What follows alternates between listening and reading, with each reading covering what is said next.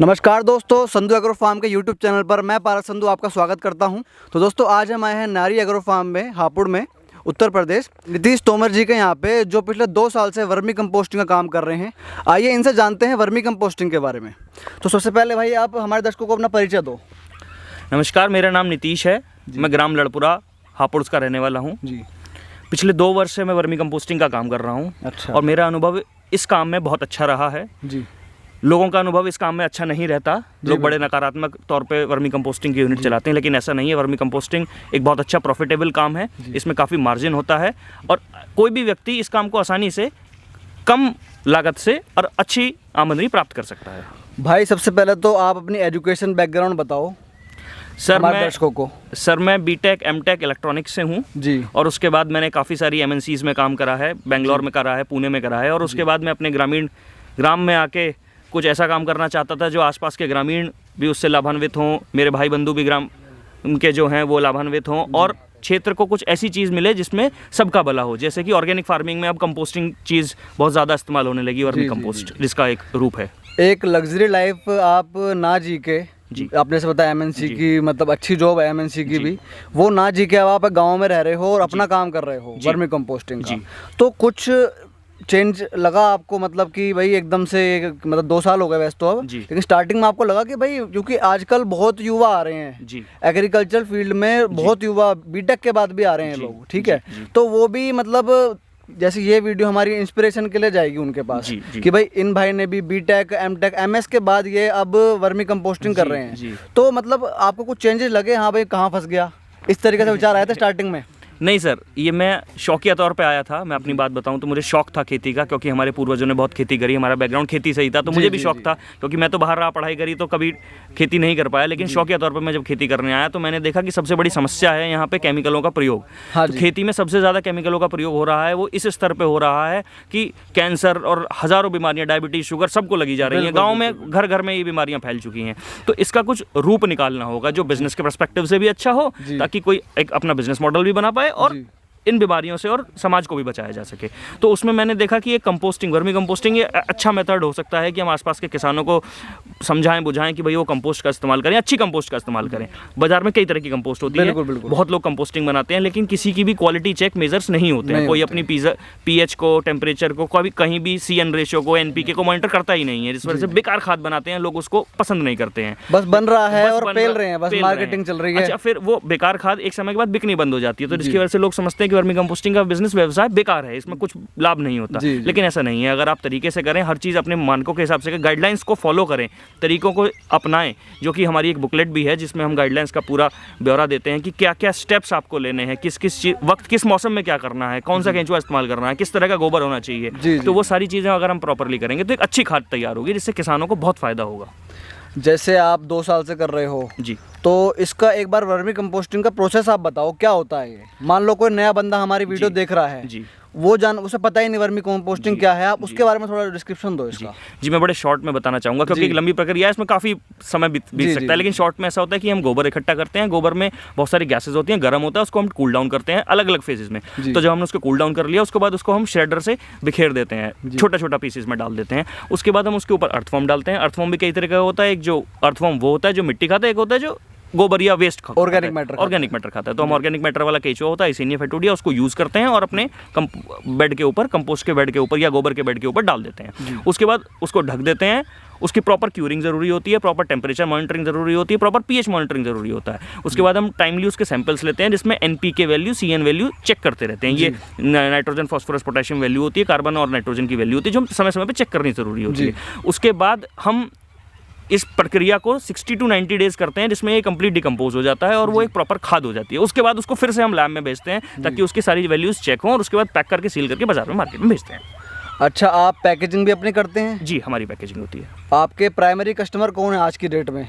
Sir, primary customer की मैं बात करूं तो हमारे सारे ही प्राइमरी कस्टमर हैं। जितने भी होम गार्डन, टेरेस गार्डन, घरों में गमले पौधे जिसके भी लगे हुए हैं, वो हमारा कस्टमर है। जो भी खेत में गन्ना, चावल, गेहूँ उगा रहा है, वो हमारा कस्टमर है। जहाँ भी जो भी एग्रीकल्चर से रिलेटेड, पौधों से रिलेटेड, प्लांट से रिलेटेड चीज़ है, वो हमारा कस्टमर है। तो इसका मतलब हम देखें तो शहर के एक छोटे गमले से लेके एक बड़े किसान के फील्ड तक हमारी हर कोई कस्टमर है।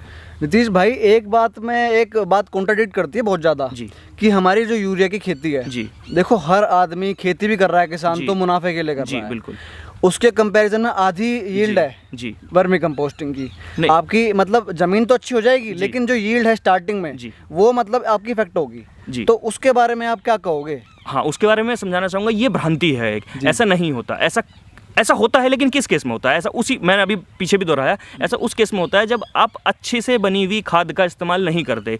वो लोग जो प्रॉपरली खाद नहीं बना पाते, उसकी न्यूट्रिशन वैल्यू नहीं चेक कर पाते, उस चीज़ में उतनी क्वालिटी नहीं होती, तब आप किसी को भी देंगे, किसान को देंगे या किसी घर में देंगे कि भाई इस खाद को इस्तेमाल करिए, उसका रिजल्ट नहीं आएगा, तो वो अगली बार लेगा ही नहीं। एक नकारात्मकता आ जाएगी आपके पास भी और उसके पास भी, दोनों परेशान हो जाएंगे। अगर आप इस काम को टेक्निकली समझें, सारी चीज़ों को मॉनिटर करें, चेक करें और फिर इस्तेमाल करें, तो कोई फसल में टूट नहीं होगी, किसी प्रकार की कोई दिक्कत नहीं आती है, बशर्ते वो प्रॉपर गाइडलाइंस और प्रॉपर तरीके से बनी हुई हो, प्रॉपरली चेक्ड हो, लैब में उसकी सारी वैल्यूज़ हमें पता हो कि इसमें ये कमी है, ये अच्छाई है। मान लो जैसे मैं भी युवा हूँ जी। ठीक है, मैं भी बीटेक पास आउट हूँ, और अगर मैं इस व्यवसाय को करता हूँ जी। ठीक है, आपकी वीडियो देख के मान लो कोई और बंदा कर रहा है, उसकी देख के मैं भी मतलब इंस्पायर हो गया, तो इसकी मतलब प्रोसेस क्या रहेगा? मतलब अपना लैंड होना चाहिए, एक बार पूरा इसका प्रोसेस बताओ, जैसे आपने स्टार्ट किया था, कैसे होगा ये? सर, आपके पास एक छोटी सी ज़मीन का टुकड़ा होना चाहिए, कितना भी बड़ा हो सकता है, किसी भी लेंथ और विड्थ का हो सकता है, उसके अनुसार हम बेड लगाएंगे उसके ऊपर। तो अब डिपेंड करता है कि आपको पूंजी कितनी चाहिए। तो पूंजी उतनी चाहिए कि पहले आपको प्रक्रिया समझनी होगी। आप शुरुआत से धड़ाक से बिजनेस में ना कूदें, पहले आप इस प्रक्रिया को समझें। इस प्रक्रिया को समझने के लिए 90 दिन का आपको साइकिल लगेगी। एक साइकिल पहले दिन से लेकर लास्ट दिन तक 90 दिन में खत्म होता है, बट तो पहले आप इसको प्रक्रिया को समझना पड़ेगा। तो जब प्रक्रिया को समझेंगे तो आप फॉर एग्जाम्पल आपने 2 बेड लगाए, 2 बेड लगाने में आपने पूरी प्रक्रिया को समझा और ये प्राप्त किया कि ये अब मैं इसकी सारे चीज़ों को समझ चुका हूँ। टेम्परेचर कैसे मॉनिटर करना है, बेड को कैसे चलाना है, केचुए को कैसे पालना है, वो खाता क्या है, वो रहता कैसे है, उसको पराली कैसे ढकनी है, बहुत सारी चीज़ें होती हैं इसमें स्टेप बाय स्टेप, जो हम अपने कोई हमारे यहाँ समझने आता है तो हम उसको समझाते भी हैं पूरी तरीके से। और फिर जब आप उस चीज़ों को समझ जाएंगे तो आपको लगेगा कि मेरे 2 बेड के जब कंप्लीट हुए 90 डेज में तो वो 4 बेड में कन्वर्ट हो सकते हैं। मेरा केचुआ भी मल्टीप्लाई हो गया, वर्मी कल्चरिंग हो गई मेरे पास। तो आप इसी तरीके से मल्टीप्लाई कर सकते हैं चीज़ों को। तो सारी चीज़ें डिपेंड करती है आपके पास पूंजी कितनी है। आप छोटी पूंजी से स्टार्ट कर सकते हैं, लेकिन समझें पहले प्रक्रिया को। आप सीधे बिजनेस में जंप ना करें, पहले दिन से कमाने का ना सोचें, पहले 90 दिन की उस प्रक्रिया को समझें, अपना एक्सपेरिमेंट करके भाई सच में मैं कर सकता हूँ, नहीं कर सकता इस काम को, क्योंकि इस काम में मेहनत भी लगती है। जी। तो जैसे ये तो देखो अपने हाथ की चीज़ हो गई, ये अपनी मेहनत के ऊपर डिपेंड करती है कि सब कुछ हो जाएगा। लैंड भी हमारे पास है और गोबर हमने अरेंज कर लिया, केचुए भी छोड़ दिए और क्यूरिंग भी हम टाइम से कर रहे हैं। जो चीज़ हमारे हाथ में नहीं है वो है मार्केटिंग। मार्केटिंग मान लो कोई नया बंदा है, आप तो 2 साल से कर रहे हो, आपके इतने लिंक बन चुके हैं कि आपके फार्म से ही आपके बैग बिक रहे हैं और लोकल किसान भी आपसे ले रहे हैं। तो नए बंदे के लिए मतलब कैसी रहेगी मार्केटिंग, कैसे करेगा वो मार्केटिंग? सर, मार्केटिंग करना दुनिया का सबसे मुश्किल काम होता है। बिल्कुल बिल्कुल बिल्कुल। किसी भी चीज़ को बना लेना सबसे आसान काम होता है और किसी चीज़ को बेच लेना सबसे मुश्किल काम होता है। सब्र रखना होगा, अपने अड़ोसी पड़ोसी किसानों को इसको देना होगा, उनके रिजल्ट्स आने का इंतजार करना होगा। जब आप अपने किसी अड़ोसी पड़ोसी किसान को निःशुल्क दें, उसको कहें कि 1 बीघे में डाल के देख, छोटे से हिस्से में डाल के देख और उसके रिजल्ट्स देख। जब आप इसके इस तरीके से सैम्पलिंग करवाएंगे लोगों के बीच में भरोसा जीतेंगे अपनी चीज़ का, तो लोग बाग खुद ब खुद आपके पास आएंगे। ऐसा नहीं है कि लोग नहीं आएंगे। जब आपकी चीज़ में क्वालिटी होगी, बशर्ते चीज़ में क्वालिटी होनी चाहिए, प्रॉपर मानकों पर खरी उतरनी चाहिए, तो जब आप उस चीज़ को बाजार में देंगे, लोगों को सैंपल्स करवाएंगे, तो निश्चित तौर पर लोग इसका आएंगे, क्योंकि सब रसायन से मुक्ति चाहते हैं। ये वास्तविकता है। तो रसायन से मुक्ति के लिए ऑल्टरनेट देना होगा, दूर भागना चाहते हैं तो ऑल्टरनेट देना होगा। ऑल्टरनेट यही है। तो अभी तो स्टार्टिंग है ये। मैं ये सोच रहा हूँ कि मतलब अभी तो ये स्टार्टिंग ही हुई है। आने वाले पिछले 5 साल पहले वर्मी कंपोस्टिंग का नाम भी शायद बहुत कम लोग जानते थे, लेकिन अब धीरे धीरे अवेयरनेस आ रही है, लोग कर रहे हैं, जैविक कर रहे हैं। तो अब आपके प्रोडक्ट्स के ऊपर आते हैं। मैं देख पा रहा हूँ आपके बैग्स भी हैं ये खाद के और आपकी ये बोतल भी है, इसके बारे में थोड़ा बताओ।